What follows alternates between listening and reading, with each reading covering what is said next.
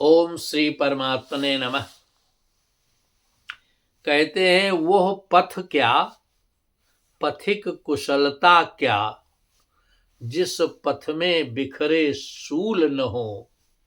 नाविक की कुशल परीक्षा क्या, यदि धाराएं प्रतिकूल न हो, यदि धाराएं प्रतिकूल न हो। इस संदर्भ में जब हम श्री रामचरित मानस का तुलनात्मक अध्ययन करते हैं तो यह पाते हैं कि प्रारंभ में विघ्न बाधाएं प्रायः सबके समक्ष आती हैं और उन विघ्न बाधाओं से विचलित नहीं होना चाहिए। अपने पथ पर जो चलता रहता है निश्चित रूप से उसे मंजिल मिल जाती है। हम यहां पर केवल 2 उदाहरण देना चाहेंगे मानस से। जब भरत जी राम को मनाने के लिए चित्रकूट जा रहे हैं, सिरबल जाओ इहपन मोरा, सबसों सेवक धर्म कठोरा। पैदल जा रहे हैं, कहते हमें तो सिर के बल जाना चाहिए, भगवान राम पैदल गए हैं, हम उनके सेवक हैं, लेकिन ये संभव नहीं। तो पैदल जब चले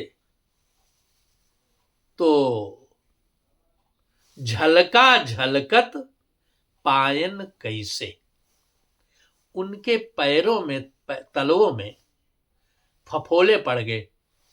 झलका झलकत पायन कैसे, ये तो मुझे उस समय याद आया जब मैं अयोध्या की 14 कोसी परिक्रमा करने के लिए सपत्नी गया। तो मैंने तो सोचा था शायद जूते पहन करके परिक्रमा करते होंगे तो कपड़े के जूते ले गए, चलने में दिक्कत न हो। लेकिन वहां जब गए तो पता चला कि यहाँ तो बिना जूते की ही परिक्रमा की जाती है, बिना जूता चप्पल के। हमारे भी फपोले पड़ गए। तो फपोले जब पड़ जाते कितना कष्ट होता है ये तो उसी को पता है जिसके फपोले पड़े होते हैं। जाके पाँव न जाए बेवाई, सो का जाने पीर पराई। तो भरत जी को झलका झलकत पायन कैसे, उनके तलवों में, उनके पैरों में ऐसे झलका, ऐसे फफोले पड़ गए हैं, ऐसे छाले पड़ गए हैं कि पंकज ओष कोश कन जैसे। जैसे पंकज, पंक माने होता कीचड़, उसमें जा पैदा होना, पंकज यानी कमल, कीचड़ में पैदा होता।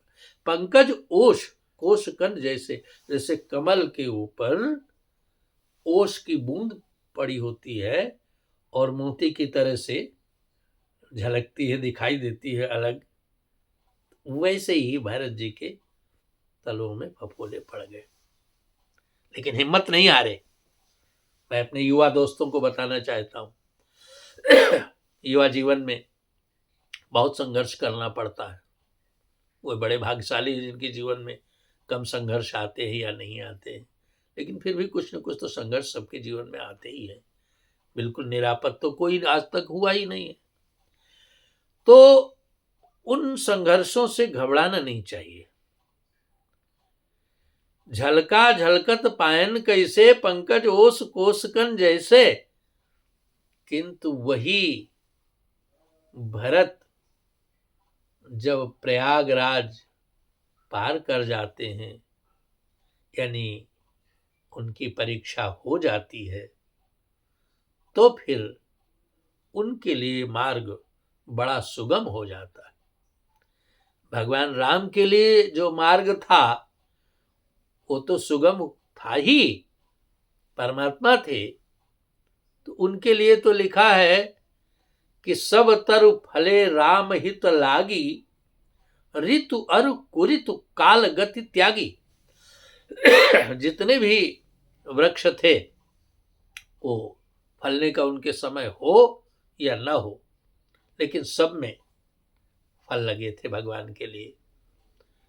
तो इतना ही नहीं, भाई मृदु भूमि सकुचि मन मन ही, धरती भी कोमल हो गई थी क्योंकि भगवान बिना पनही के चल रहे थे। इसलिए वो भी कोमल हो गई थी। भय मृदु भूमि सकुच मन मन ही। यहां तक कि जहां जहां जा ही देव रघुराया, जहां जहां राम गुजरते थे चारों तरफ रास्ते में, तहां तहां मेघ करहि नभ छाया, वहां वहां बादल उनके ऊपर छाया करते थे। लेकिन जब भरत की परीक्षा हो चुकी तो तस मगु भयो न राम कहा, जस भा भरत ही जात।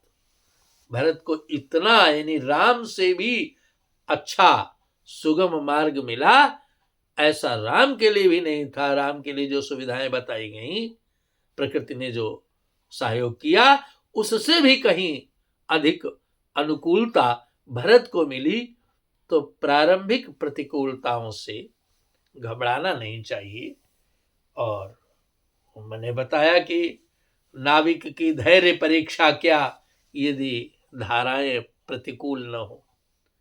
तो दूसरा उदाहरण मन शत्रुपा, जब नैमिषारण्य में तप कर रहे हैं तो तपस्या करते करते अस्थि मात्र हुई रहे शरीरा।